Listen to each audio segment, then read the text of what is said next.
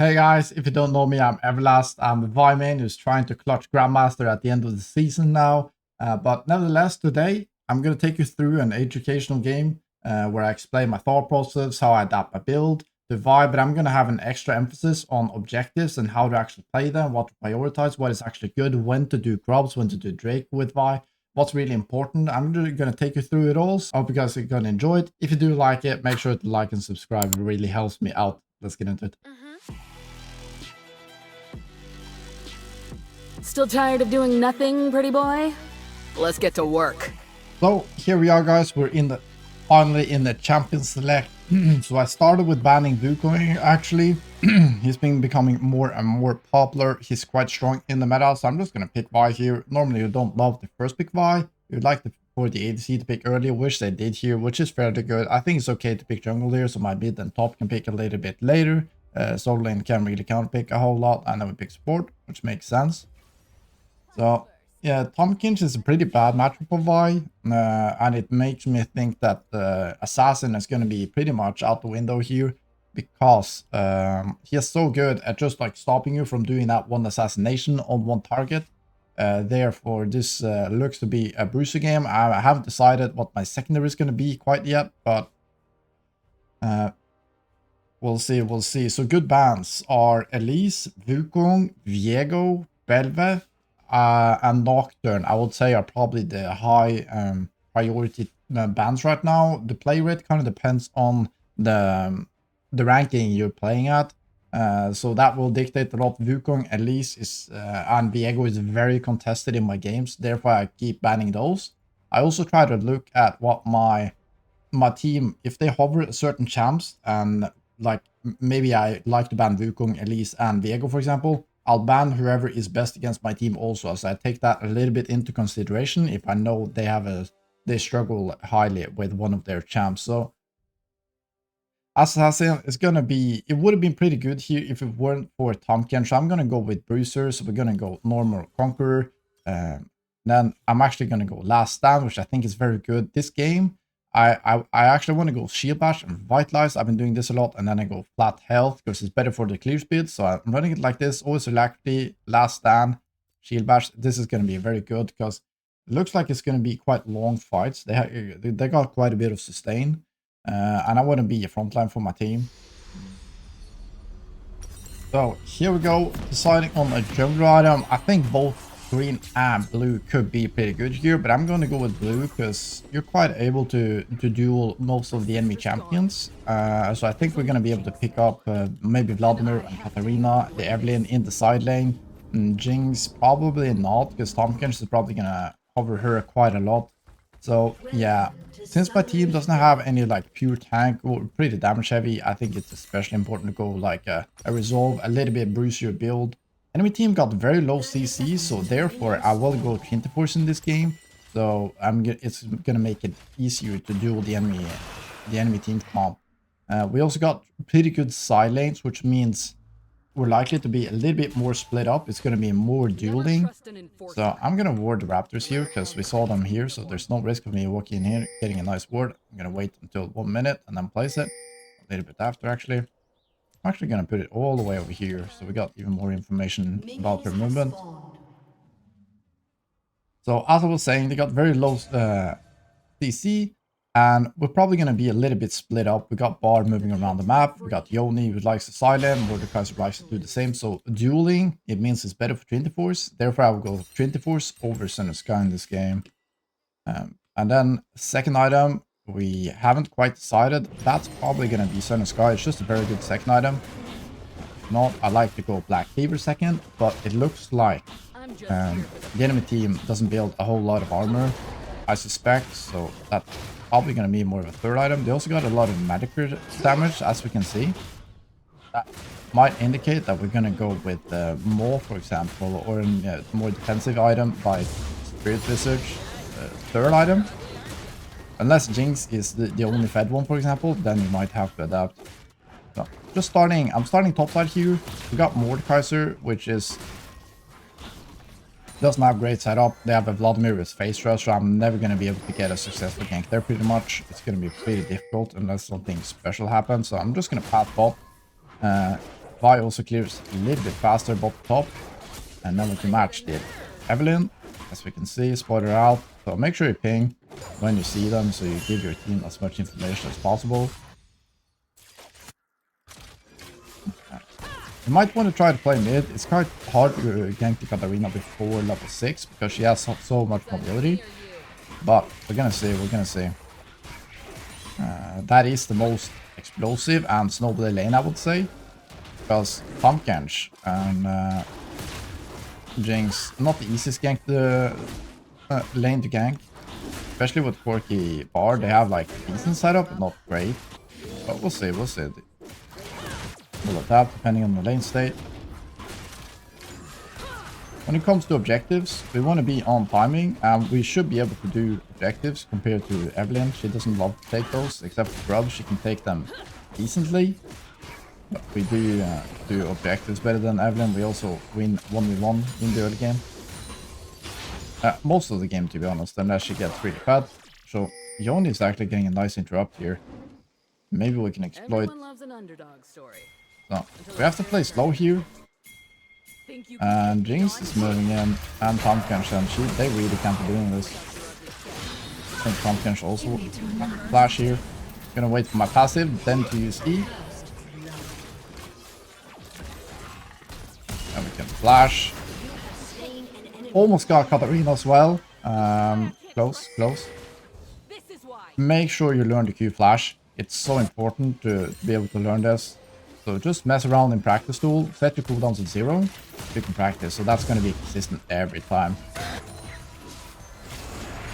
Beautiful. I also waited for the Katarina E there, so it's more reliable. Better to buy components in the early game, so I'm going to buy triple longsword actually. And boots. Boots are quite nice to get. Get up on the map. We see that Evelyn has 26 DS. She got a couple of minions there. But she hasn't gotten Scuttle Crab, so Scuttle Crab top is still up. She walks towards it. And her Raptors are actually going to spawn soon, so I'm going to play for this. She will pick up the Scuttle Crab. I'm going to give this up. Just ping this. And I'm actually going to play for these Raptors. These Raptors are very important. They're going to spawn very soon. Yeah, we just got a free kill there. So these spawns... Because I know that mine spawned, right? We path from bot to top, mine was up, so that means Evelyn's Raptor is gonna spawn, because it's mirrored. And we can take away these for free, because she got delayed on the map. She went for the top scuttle, because she got forced off the bottom one. So she spent extra time, so we can pick up this for free, fall back to our camps, and then we're just gonna be ahead. If I had a ward here, I would have placed it around here. Could have been very nice to get even more information. There we do end up seeing her anyways. So now she's at 34, that means she got this one and the Krugs. And therefore she's gonna go to her wolves. She could potentially invade my raptors here if she's really good. So I'm gonna skip wolves because she could like walk straight down here. You need to recognize this. So I'm a little bit slow because I went for the invade. Therefore I'm gonna play defensive tempo and take my raptors here. This is really important to think about. She doesn't go for this, but if the enemy jungler is good enough, this is something they could do. We have to beat the best play. We're not gonna assume they're making a mistake. That's not how you should play jungle. I'm gonna pick up my Krugs here. And I might... Could have potentially went from Raptors straight into Grubs here. Because I knew she's on the bot side. Even though we do got a decent freeze here. Evelyn is not gonna take the Mountain Drake. It's so slow. So I'm gonna go straight to Grubs here. And just make sure to ping my team that Evelyn is bot side. Bot side. And then I just like... Go to Grubs and take them right away. Grubs are super important in the early game. This is something I will say that I do prefer the first Grubs over the first Dragon because it's so important for XP and it gets you closer to the 6. Like now I would have gotten level 6 from the Drake as well. But sometimes you don't get this invade on the Raptor, for example. And then that means I wouldn't have gotten level 6, but I wouldn't have gotten level 6 from these full Grubs.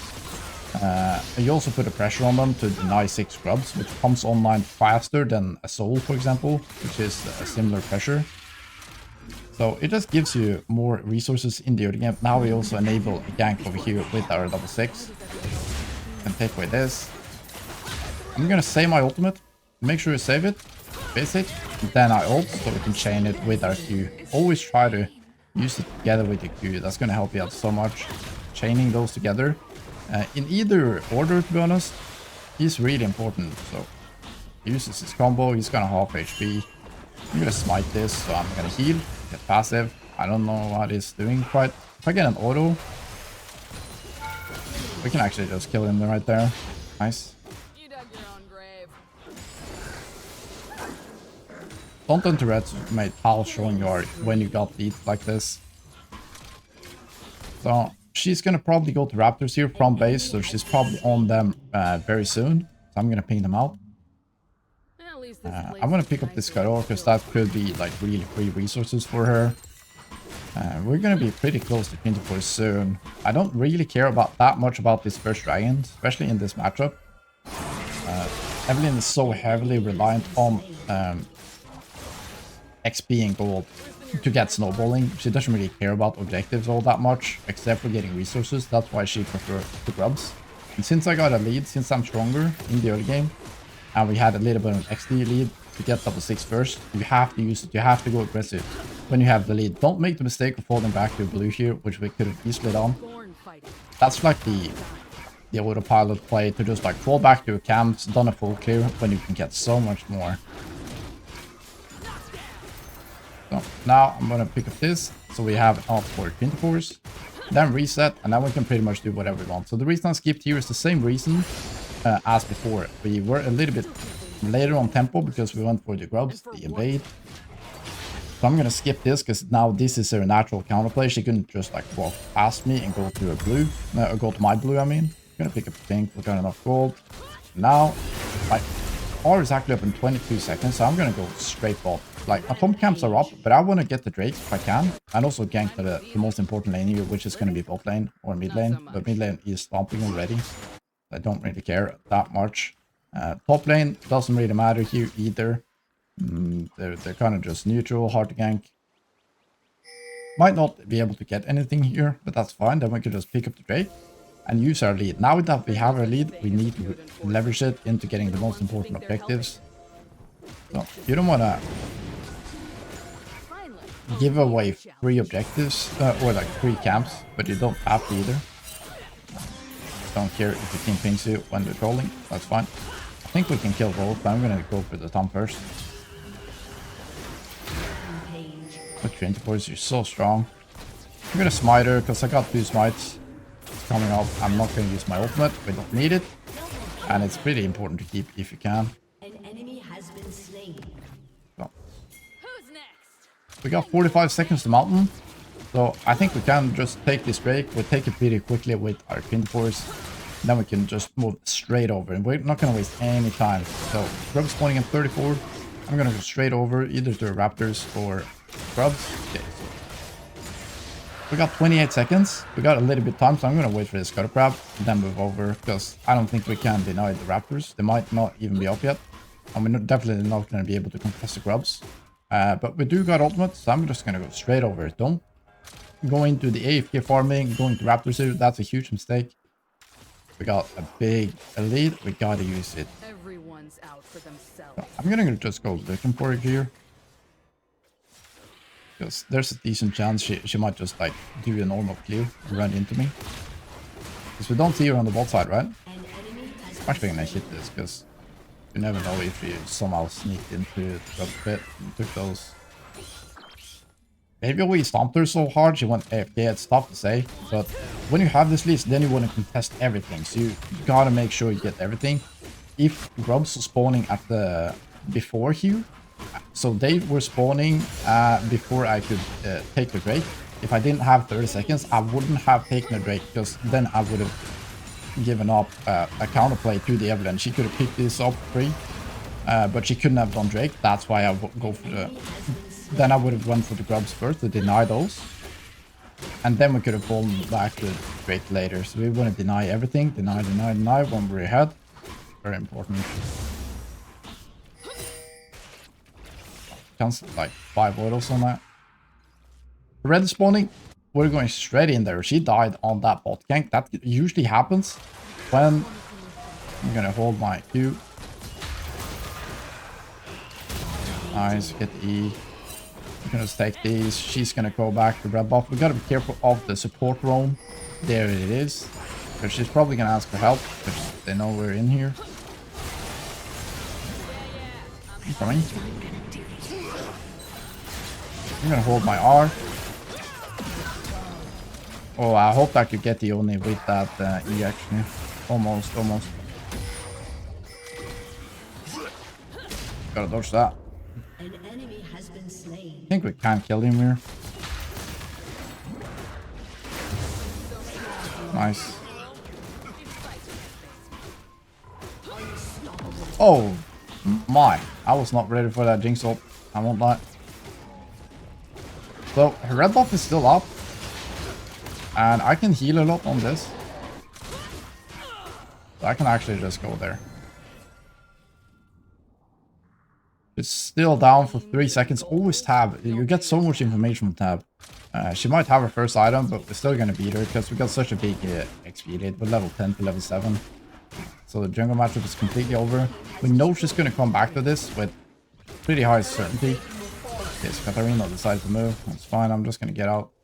If Katarina didn't move, I would just camp this bush and wait for Devlin. She did go straight bot because I guess she assumed I could kill her on this red buff. I make my own luck. That's good. Then we just get the red buff free. She does a desperate play on the bot lane. It might not even work. That was what I was gonna say earlier. When you make the enemy jungler fall behind, you make them very desperate, especially when you're invading. And then they tend to go for like really tilt plays and over forcing because they feel like they don't have any options and they want to try to come back into the game. And then it usually ends up with them falling even further behind because they make a mistake. They're too behind. They don't have the XP, the gold to actually get successful ganks. So then they actually just like end up dying many times like this. They're so desperate. They don't know what to do. They don't have any damage because they're so behind. They're very squishy because she's level 8. So it makes such a huge difference for his team. Here, I didn't waste my time with Herald. I wanted to go straight for the invade. I wanted to contest the Evelyn because I'm so much stronger. The Herald is going to be up for 6 minutes. We don't have bad times. We want to capitalize on everything we can in between. So as long as she can't take it, I want to keep focusing on her, putting her further behind and use my lead. Be aggressive. Don't just like AFK take the Herald. Let her do a play bot. Let her get all her camps. Let her get some counter invade on you. We don't need to do that. It's not going to despawn quite yet. So now we're going to reset. Drake spawning in 30 seconds. Also, don't think that Herald is so good. I think it's actually quite overrated. So they don't have any armor yet, obviously. So we're going to go Sun and Sky. It's just a very nice item. Makes it so tanky. It's so good in this stone fight. And together with Sheen proc and the Sun and Sky crit, you do so much damage. It's unbelievable. And they actually just like end up surrendering here. I would have taken Drake. I would have gone straight to Herald. Keep denying, invading. That's how you beat him. You can do it so easily. It's so much easier than you think. Just be precise and get in there. Get that XP lead. Make sure you play the map. Do the rotation. If you have any more questions, just let me know in the comments. I hope you like this style. If you did, make sure to like and subscribe, and I'll see you in the next one.